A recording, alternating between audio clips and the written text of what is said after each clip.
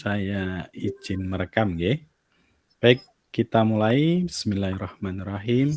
Assalamualaikum warahmatullahi wabarakatuh. Waalaikumsalam warahmatullahi wabarakatuh. Salam sejahtera bagi kita semua Bapak Ibu.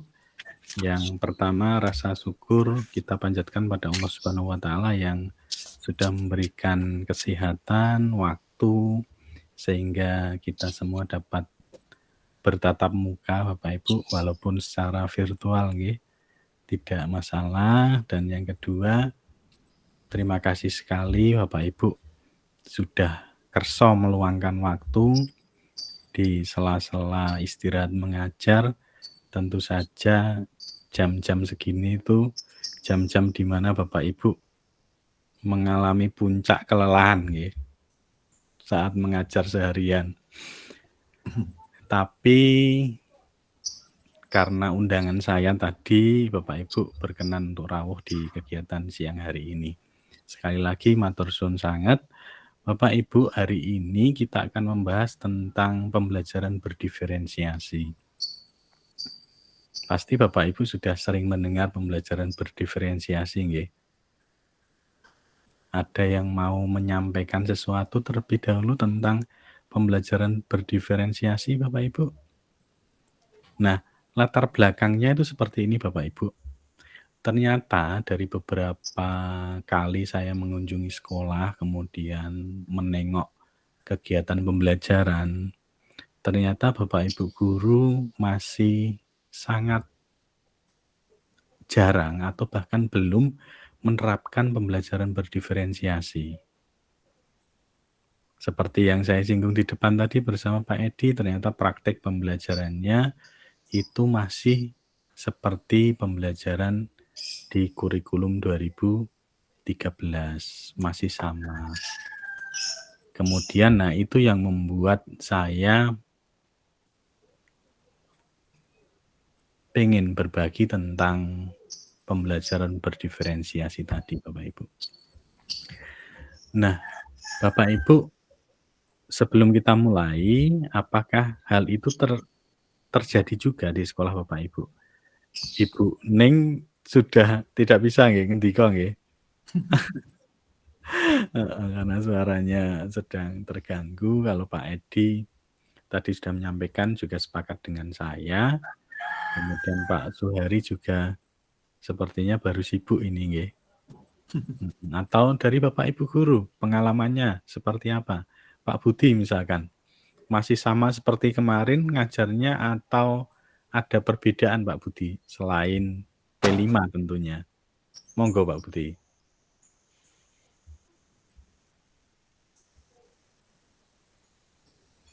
Mikrofonnya di-on kan rumiyin Pak Budi.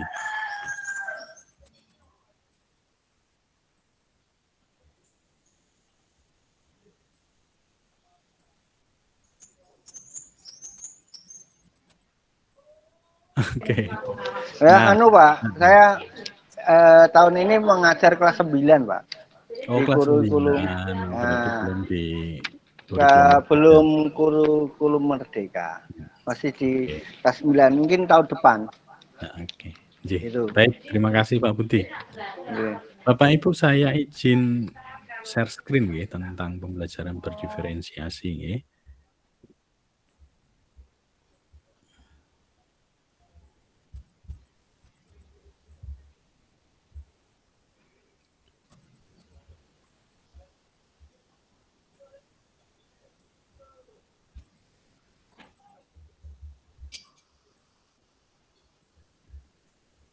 Mohon izin Bapak Ibu, apakah sudah tampak? Sudah. Sampun nggih. Sampun, Bu. Sampun, Pak. Baik Bapak Ibu. Nah, sekarang kita akan berkenalan tentang bagaimana memulai pembelajaran berdiferensiasi. Kenapa ini penting? Karena sebenarnya ruh dari kurikulum Merdeka adalah pembelajaran berdiferensiasi, Bapak Ibu. Nah, kemudian pembelajaran berdiferensiasi di sini pengertiannya adalah proses belajar mengajar di mana peserta didik itu dapat mempelajari materi pelajaran sesuai dengan kemampuan, sesuai dengan apa yang disukai dan kebutuhannya masing-masing. sehingga mereka tidak frustasi dan merasa gagal dalam pengalaman belajarnya. Nah, kata kuncinya di sini adalah Bapak Ibu sesuai dengan kemampuan, kemudian apa yang disukai oleh mereka dan kebutuhannya. Nah, ini menandakan bahwa sebenarnya siswa kita itu memiliki minat dan bakat yang berbeda-beda. Nah, seringkali kita sebagai guru itu selalu murid itu harus selalu mengikuti dengan keinginan kita. Jadi kalau pembelajaran dengan model ceramah, ya peserta didik kita atau murid kita ya harus mengikuti cara ceramah kita. Jadi anak-anak yang kinestetik atau anak-anak yang suka dengan gambar, suka dengan visual, tentu saja kalau diajar oleh guru yang hanya dengan model ceramah, tentu saja tidak akan maksimal karena itu sesuatu yang tidak disukai oleh mereka.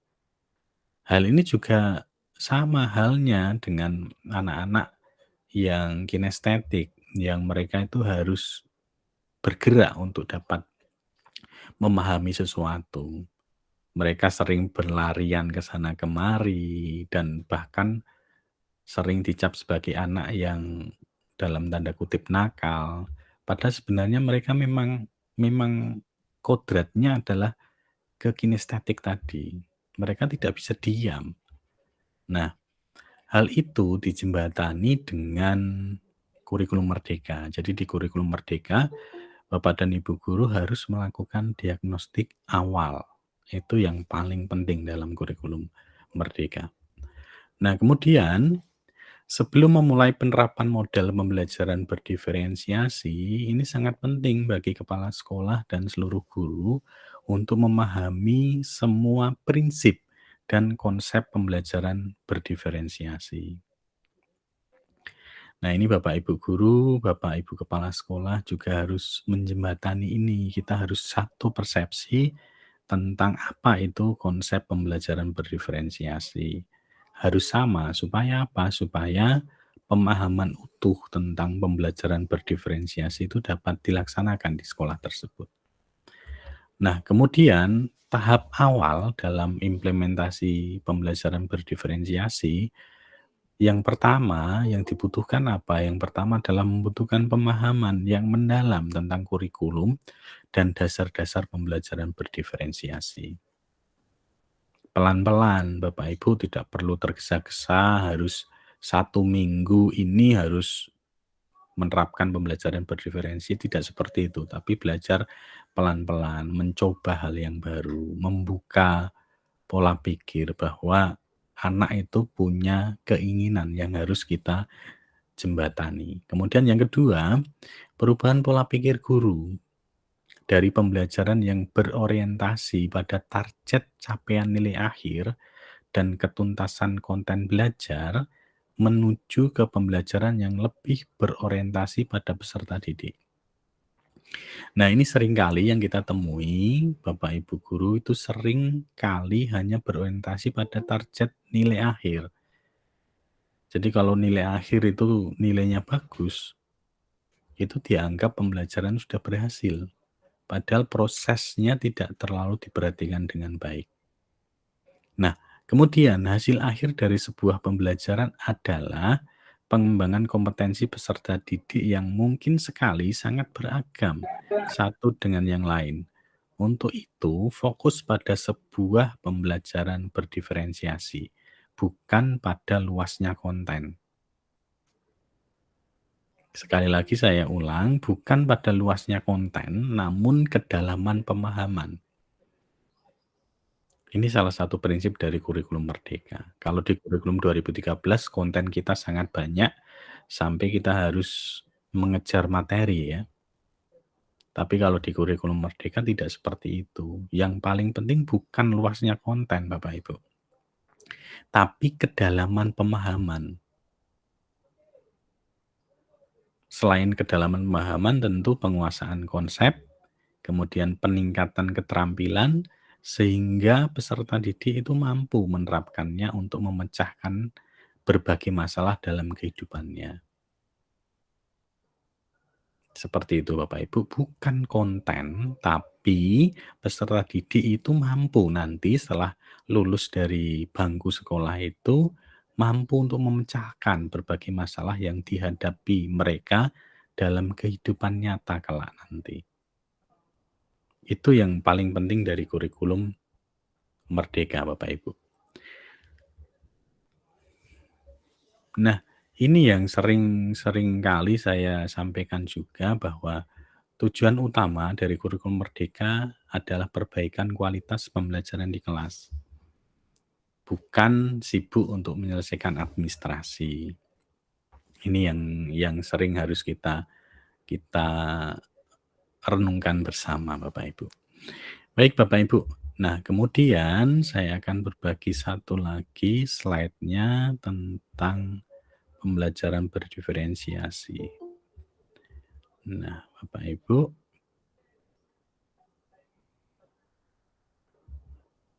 Oke, saya langsung ke sini saja Bapak Ibu.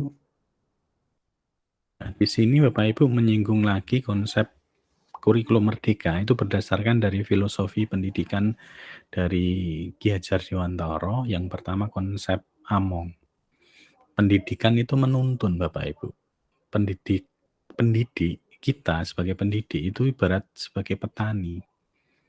Tugas petani itu hanya menjaga, merawat.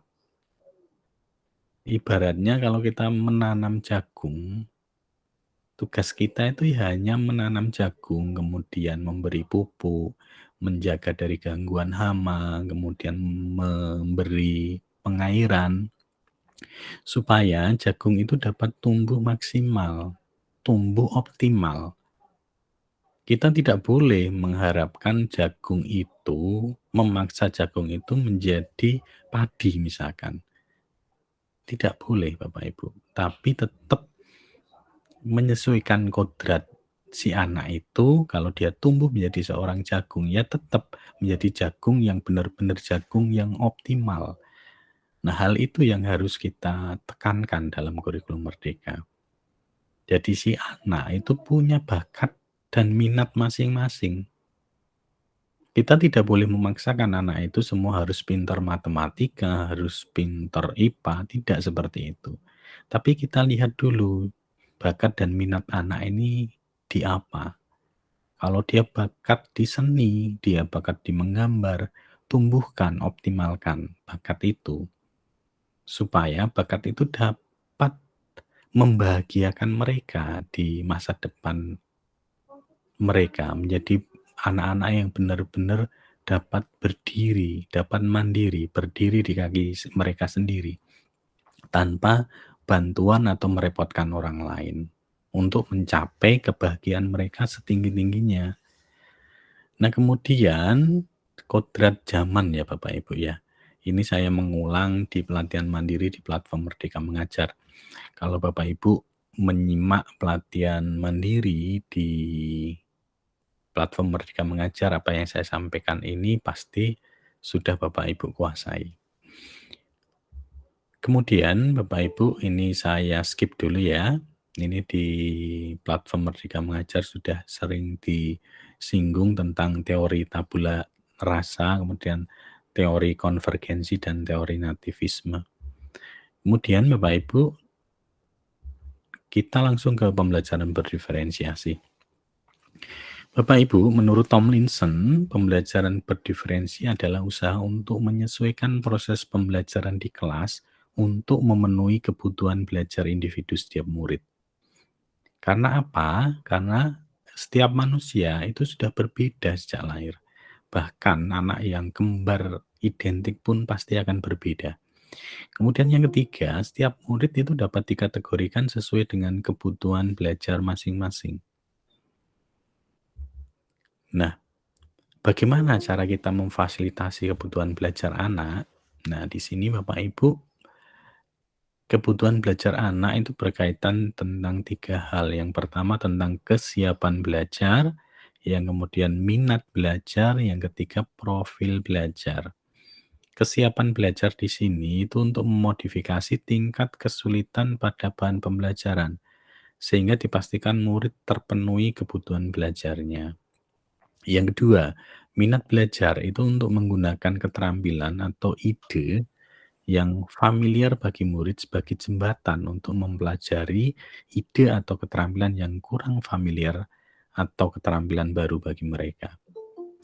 Nah, kemudian profil belajar ini untuk apa? Untuk memberikan kesempatan pada murid untuk belajar secara natural dan efisien. Bapak Ibu, di pembelajaran berdiferensiasi ada 3 strategi pembelajaran. Yang pertama, diferensiasi konten, kaitannya tentang kesiapan, jenis informasi, isi materi, kemudian diferensiasi proses, dan yang ketiga diferensiasi produk. Nah, di sini bagaimana memetakan kebutuhan siswa dalam pembelajaran berdiferensiasi? Nah, langkah-langkah memetakannya, yang pertama, kita harus memilih jenis diferensiasinya apa.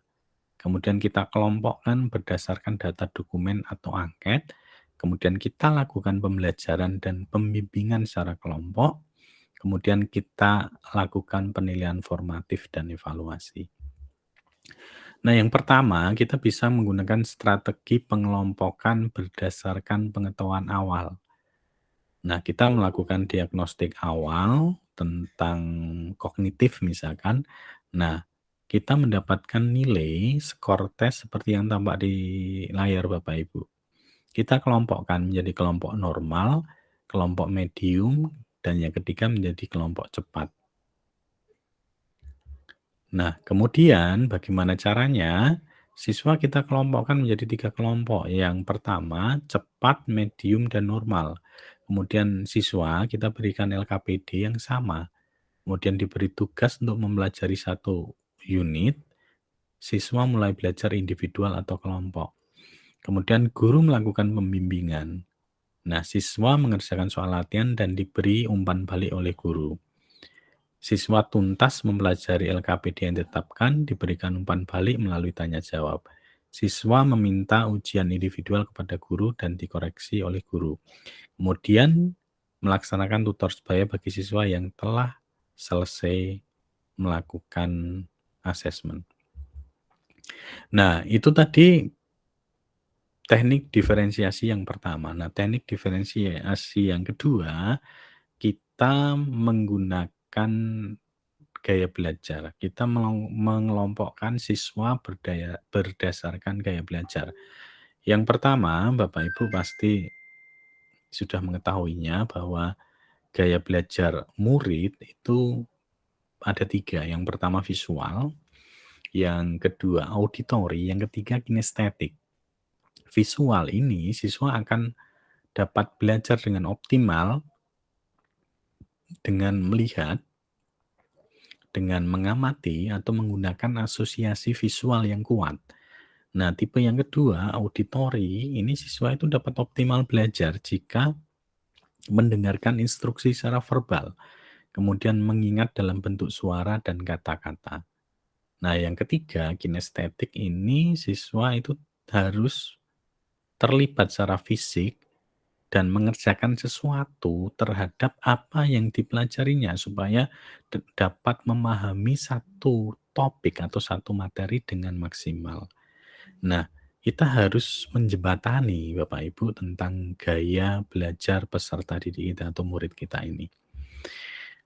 Nah, kemudian caranya bagaimana? Kita harus menyiapkan LKPD dari materi atau topik yang dipelajari, LKPD kinestetik misalkan. Kita dapat menggunakan LKPD bertipe worksheet agar siswa itu dapat memberikan catatan atau gambar. Siswa dapat mencoret-coret. Nah, yang kedua untuk siswa yang auditori, LKPD yang kita siapkan itu hendaknya dilengkapi dengan suara. Misalkan PowerPoint yang beraudio atau disertai dengan musik.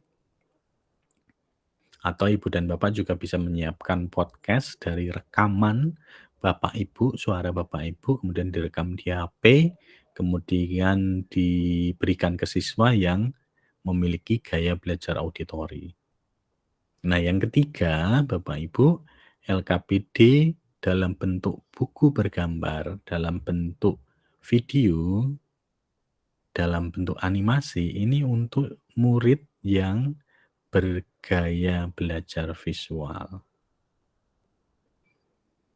Sudah ada gambaran atau belum Bapak Ibu? Oke, kita lanjutkan lagi.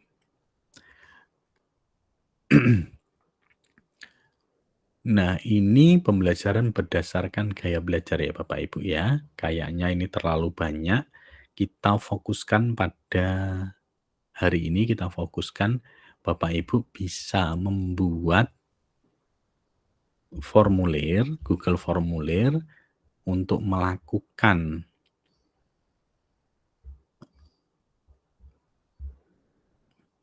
jadi hari ini Bapak Ibu saya minta untuk bisa membuat satu angket yang dapat mengukur gaya belajar murid Bapak Ibu. Bapak Ibu di sini saya tunjukkan bagaimana membuat formulir yang bisa melihat gaya belajar peserta didik kita. Bapak Ibu saya kopikan link di kolom chat atau saya bagikan sebentar nggih. Oke ya. Gaya belajar.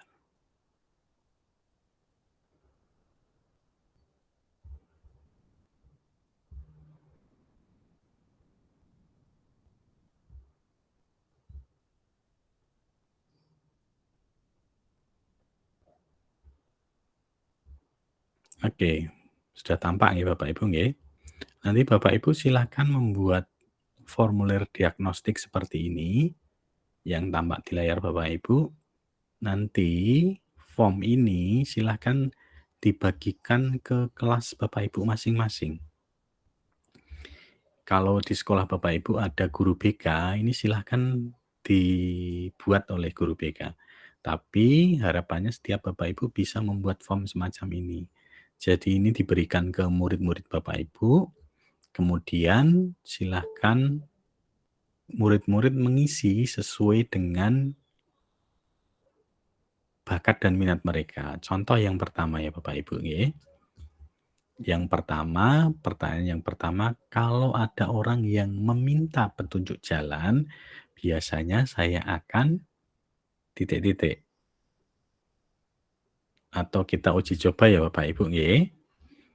Saya bagikan form ini, kemudian nanti kira-kira Bapak Ibu nanti memiliki kecenderungan gaya belajar seperti apa nggih.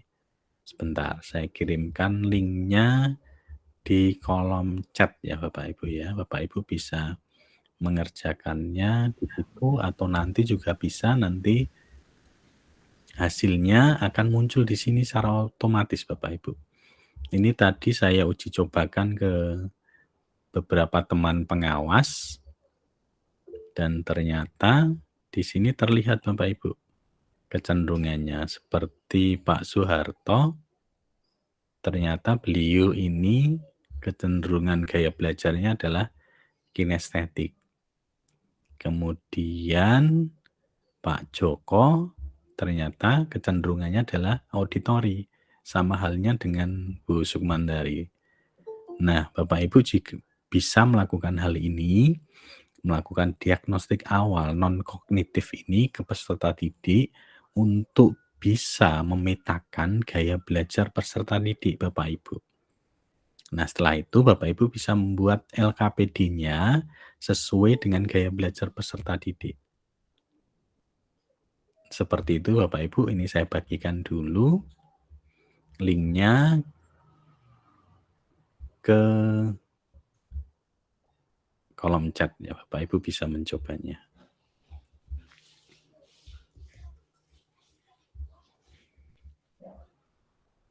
Oke, Bapak Ibu. Sekarang sudah hadir berapa peserta ini Bapak? Sudah ada 29 peserta.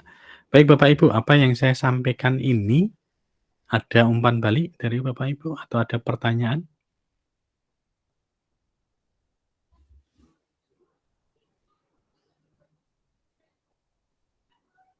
Atau yang saya sampaikan terlalu cepat Bapak Ibu?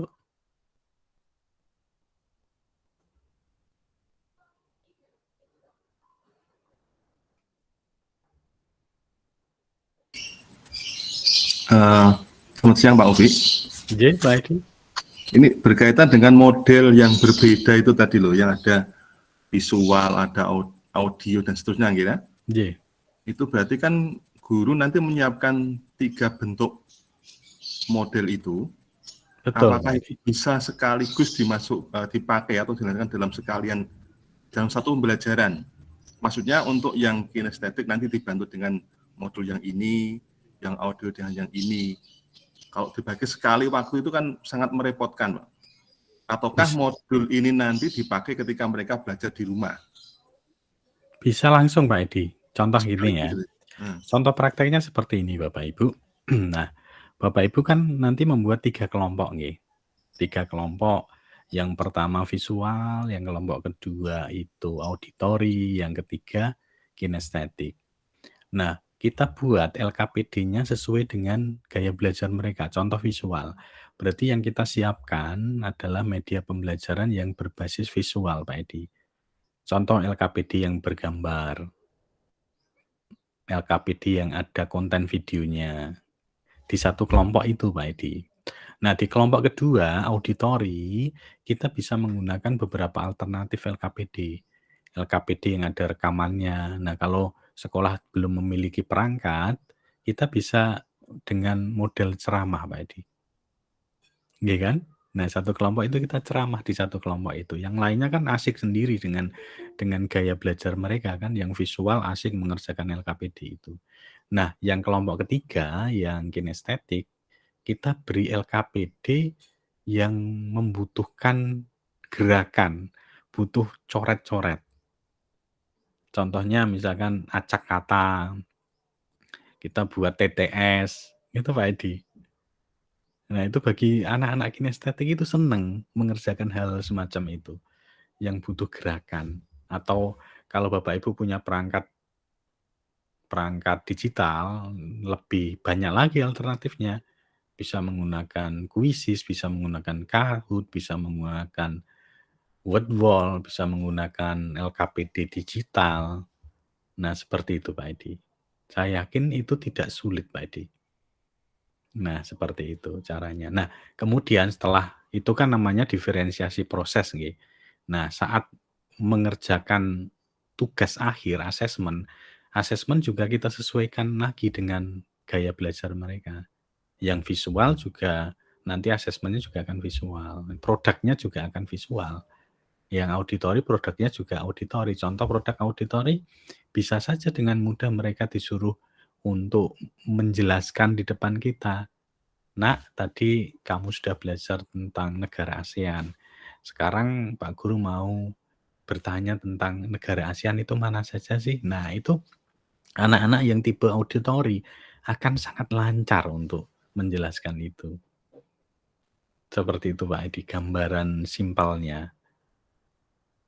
Nah, untuk kali ini sebenarnya saya akan mengajarkan bagaimana membuat LKPD itu secara digital Pak Edi. Nah, tentu saja secara digital ini kalau di sekolah Bapak Ibu tidak ada perangkat digital juga tidak masalah. Yang penting kan Bapak Ibu punya skill itu dulu. Nah, harapan saya kalau Bapak Ibu sedikit punya kreativitas, LKPD itu bisa menjadi satu karya Bapak Ibu. Bisa jadi karya inovatif Bapak Ibu, bisa jadi best practice Bapak Ibu. Seperti itu nggih. Pripun Pak Edi? Ada tanggapan lagi? Atau Bapak Ibu yang lain, Pak? Silahkan open mic Bapak Ibu. Atau sudah kecapean nggih Bapak Ibu jam segini? Kalau kembali ke tadi ya, yang saya masih gitu, punya pemikiran anak nanti kan punya ketertarikan dalam hal yang berbeda. Si A mungkin suka matematika sehingga berkembang pesat di matematika. Tetapi dia tidak kebetulan tidak suka yang lain. Sehingga akhirnya ketika kita memfasilitasi mereka untuk berkembang optimal di matematika, yang lain nanti kan kemungkinan itu Iya. bisa tidak berkembang, kemungkinan. Apakah nantinya ketika di akhir dengan perkembangan dia yang terlalu bagus di matematika sementara yang lain tidak berkembang, nanti itu dia bisa dianggap lulus, naik kelas dan lulus begitu. Bisa Pak Edi, betul. Memang seperti itu Bapak Ibu. Jadi di kurikulum Merdeka itu kan menggunakan KKTP nggih Bapak Ibu nggih. Jadi anak-anak yang mungkin minat dan bakatnya itu tidak maksimal di satu pembelajaran itu, dikatakan berhasil itu jika ada kemajuan belajar. Nah, kemajuan belajar itu kan tidak harus benar-benar bisa seluruhnya kan Pak Edi kan, ada pembelajaran yang bisa. Nah, itu anak bisa dianggap sudah tuntas Bapak Ibu di mata pelajaran itu. Jadi jangan beranggapan seperti kurikulum 2013 yang lalu, yang harus memaksakan anak itu bisa materi yang tidak disukai oleh mereka. Seperti itu Pak Edi. Pak Edi kayaknya masih terbayang-bayang dengan kurikulum yang lalu deh. Jadi anak itu di kurikulum yang lalu itu kan harus bisa segalanya kan, dan itu mustahil Pak Edi. Iya. Seorang jago matematika itu ndak mungkin akan mampu luar biasa di bidang Yang bahasa lain. misalkan. Pasti punya kecenderungan seperti itu. Dan Bapak Ibu tidak boleh memaksakan tadi Bapak Ibu. Tugas Bapak Ibu itu cuman mengoptimalkan kodrat alam mereka. Kita tuntun Bapak Ibu.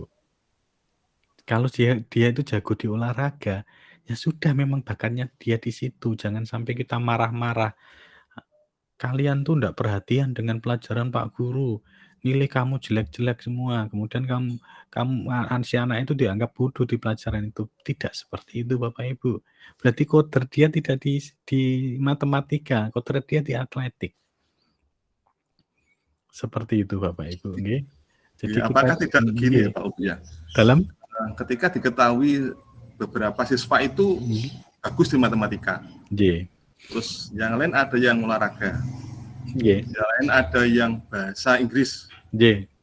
Itu kita kira mungkin enggak ya nanti itu suatu saat akan diadakan pembelajaran matematika saja yang mereka memang fokus ke sana, berkembangnya lebih bagus. Nggih.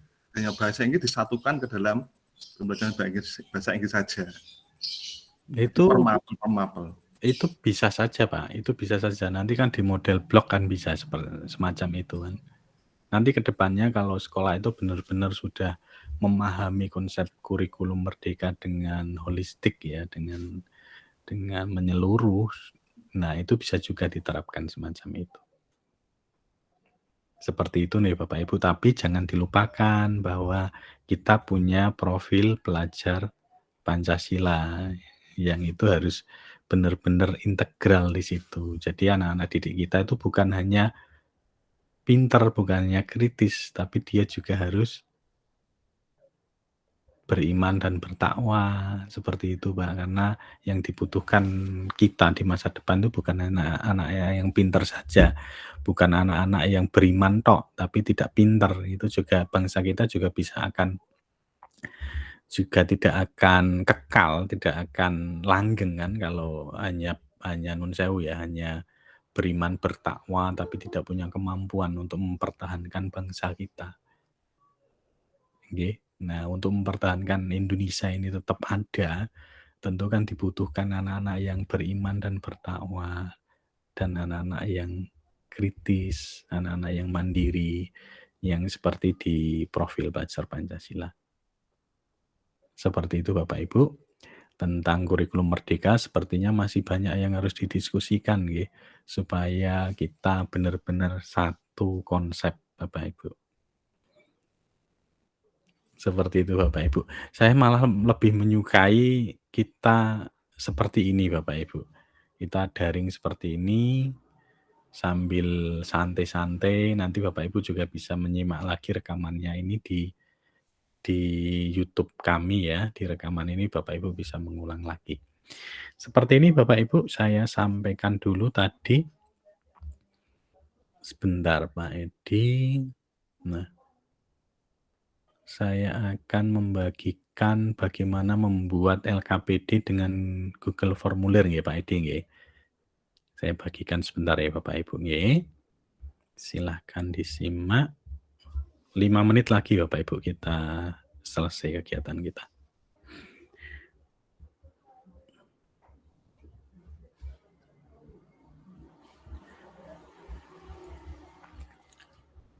Bapak Ibu membuat Google Form, saya yakin Bapak Ibu sudah familiar nggih. Nah, kita buka Google Form di akun Belajar ID Bapak Ibu semua, kemudian kita buat form baru Bapak Ibu. Nah, di sini kita beri judul LKPD berdiferensiasi.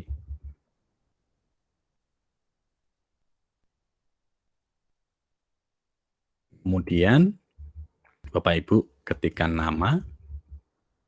Di sini nama siswa nggih. Kemudian kita wajib isi. Nah, di sini Bapak Ibu kita buat 3 kategori Bapak Ibu. Berarti gaya belajar,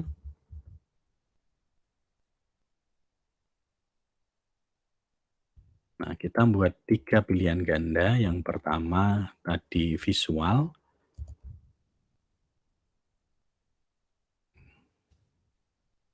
yang kedua auditory, yang ketiga kinestetik. Bapak Ibu, nah kemudian setelah ini kita buat 3 bagian lagi Bapak Ibu. Yang pertama, bagian pertama kita beri judul visual.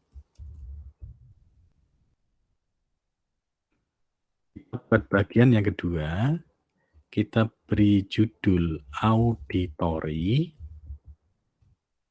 Maaf. Auditory.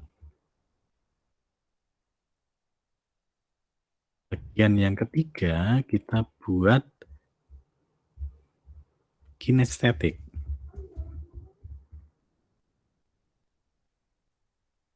Kinestetik. Nah, Bapak Ibu hati-hati di sini. Nah, langkah ini silakan diperhatikan Bapak Ibu. Nah, jika anak itu visual, dia akan diarahkan ke bagian yang visual. Yang auditory ke auditory, yang kinestetik ke kinestetik. Bapak Ibu klik yang titik 3 di sini, kemudian pilih buka bagian berdasarkan jawaban. Kita klik. Nah, kemudian hati-hati di sini Bapak Ibu, yang visual silahkan arahkan ke visual, yang auditory silahkan arahkan ke auditory, yang kinestetik diarahkan ke kinestetik. Seperti ini Bapak Ibu. Nah, kemudian kita uji coba Bapak Ibu. Kita preview dulu hasilnya seperti apa. Nah, di sini nama Andi, si Andi visual. Klik visual, kemudian klik berikutnya. Dia akan mengarah ke visual. Nah, ini berarti sudah berhasil Bapak Ibu. Nah, sekarang kita buat konten yang visual Bapak Ibu. Di sini berarti kita masukkan link YouTube. Ke sini kita klik dulu, kita masukkan link YouTube. Nah, seperti ini, misalkan saya cari negara ASEAN.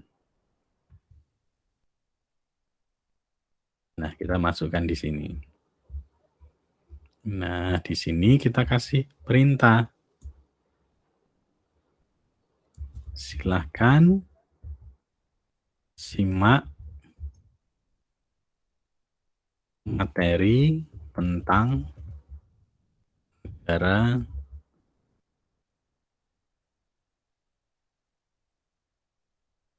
ASEAN. Nah, seperti ini Bapak Ibu. Tentu saja Bapak Ibu juga harus berkreasi supaya kalimat yang ada menugaskan siswa ini menjadi kalimat yang benar-benar bisa merangsang murid-murid kita untuk mau mengerjakan dengan semangat. Nah, bukan hanya video saja Bapak Ibu di sini. Tapi Bapak Ibu juga bisa memberikan gambar atau bisa memberikan slideshow. Nah, kemudian kalau di auditori, Bapak Ibu bisa memasukkan suara Bapak Ibu sendiri misalkan, atau Bapak Ibu bisa melakukan perekaman di Anchor. Nah, di Anchor ini Bapak Ibu silahkan membuat rekaman materi pembelajaran di sini Bapak Ibu.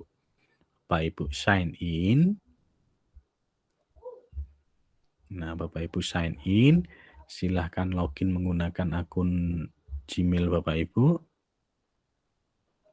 Nah, kemudian silakan Bapak Ibu melakukan perekaman di sini dengan laptop Bapak Ibu. Nah, ini bisa Bapak Ibu bisa record. Nah, record sendiri seperti ini. Nah, kemudian kita allow. Nah, ini kita record no. Nah, selamat datang anak-anakku di mata pelajaran IPS. Kita akan membahas materi tentang negara ASEAN. Pasti kalian sering mendengar negara seperti Malaysia, Singapura, Thailand di banyak pertandingan sepak bola yang kalian tonton bersama keluarga kalian. Terus kita stop recording Bapak Ibu. Nah, ini rekaman ini bisa kita masukkan ke Google Form kita. Ini sedang diproses Bapak Ibu.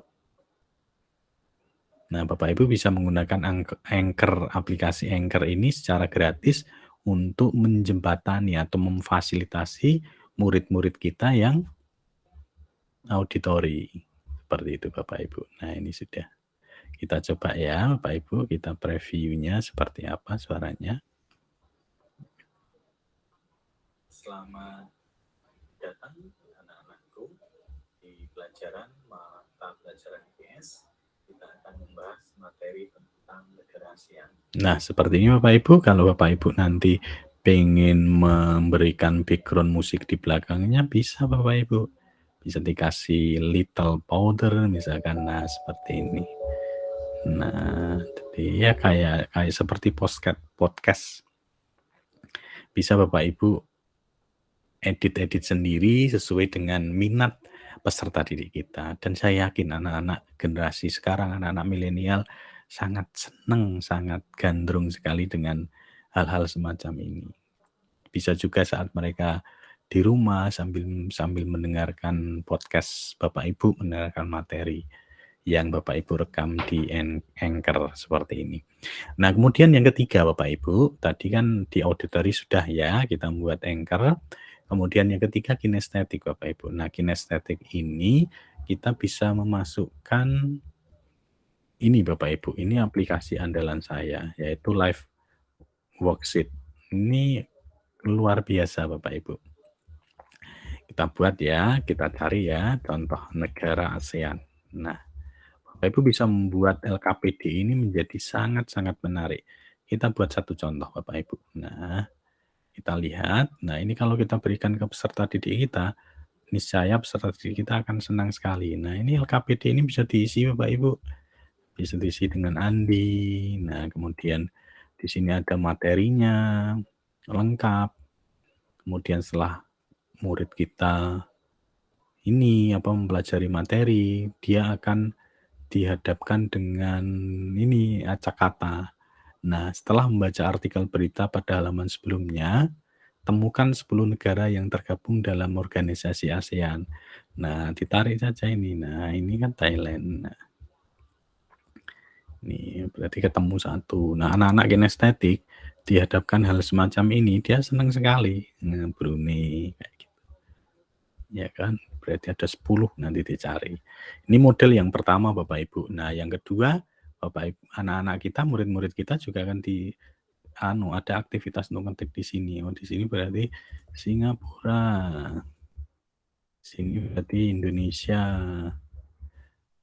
Kita lanjutkan lagi ya, seperti apa? Di sini ini negara Malaysia. Ibu kotanya di mana? Nah, seperti itu Bapak Ibu. Kuala Lumpur. Nah, seperti itu. Ini model soalnya banyak sekali Bapak Ibu, termasuk pilihan ganda juga, misalkan ini klik A, klik C, klik B. Nah, kalau sudah dikerjakan semua, anak-anak kita bisa mengumpulkan lewat finish. Nah, nanti akan muncul nilainya. Nah, ini ada 2. Bisa cek my answer. Nah, cek my answer ini penting sekali Bapak Ibu. Nah, cek my answer. Nah, kemudian kita klik. Nanti kalau ini pilihannya berarti masuk ke email ya Bapak Ibu ya. Ada pilihan juga nanti kalau hasilnya ini bisa langsung muncul di sini. Ada nilainya, kita cek di sini. Apakah ada nilainya di halaman ini? Oh, sepertinya soal ini. Oh, ada. Ternyata saya hanya dapat skor 1 Bapak Ibu dari 10. Oke, seperti itu Bapak Ibu. Untuk anak-anak kinestetik itu bisa digunakan untuk menambah minat belajar mereka.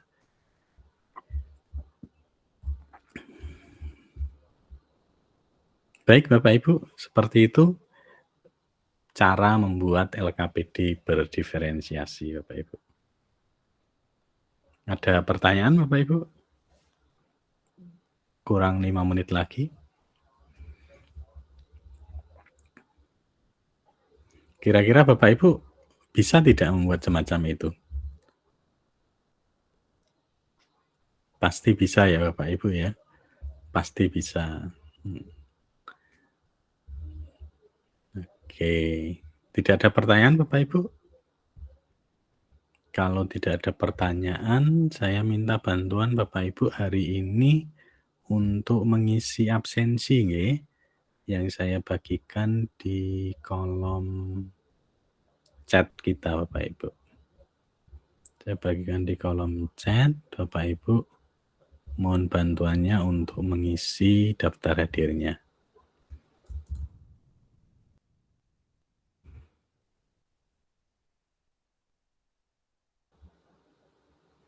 Oke, yang pertama tadi ada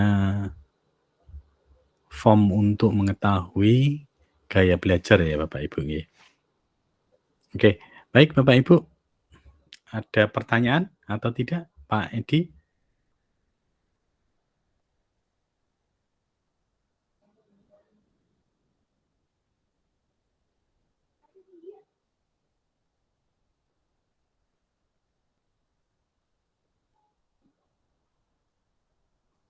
Pak Budi ada pertanyaan tidak Pak Budi?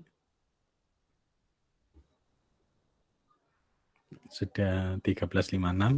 Baik Bapak Ibu, jika tidak ada pertanyaan, Bapak Ibu bisa menyimak kembali apa yang saya sampaikan ini di YouTube Pengawas SMP. Bapak Ibu bisa juga bertanya ke kami via WA atau via komunikasi yang lain jika Bapak Ibu ingin menerapkan pembelajaran berdiferensiasi. Kegiatan ini masih dalam tahap uji coba ya Bapak Ibu ya. Kedepannya kita harus lebih memperbanyak kegiatan semacam ini supaya lebih efektif Bapak Ibu. Saya itu kalau harus ke sekolah Bapak Ibu itu paling takut dengan satu hal Bapak Ibu, yaitu mengganggu hak peserta didik. Jika saya berkunjung ke sekolah Bapak Ibu di jam-jam mengajar, tentunya itu akan mengganggu KBM Bapak Ibu. Kalau siang kita melakukan pelatihan juga tidak efektif ya Bapak Ibu ya, karena Bapak Ibu konturnya jam 2. Baik Bapak Ibu, terima kasih sekali atas perhatiannya siang hari ini. Terima kasih sekali atas rawuhnya di sela-sela Bapak Ibu mengajar siang hari ini. Dan terima kasih sekali atas perhatiannya. Saya tutup dengan bacaan hamdalah Bapak Ibu. Alhamdulillahirabbil alamin. Billahi taufiq wal hidayah. Wassalamualaikum warahmatullahi wabarakatuh. Waalaikumsalam warahmatullahi wabarakatuh. Pak, kirim linknya absen, Pak. Link absen Bapak Ibu di kolom chat, Pak. Oke.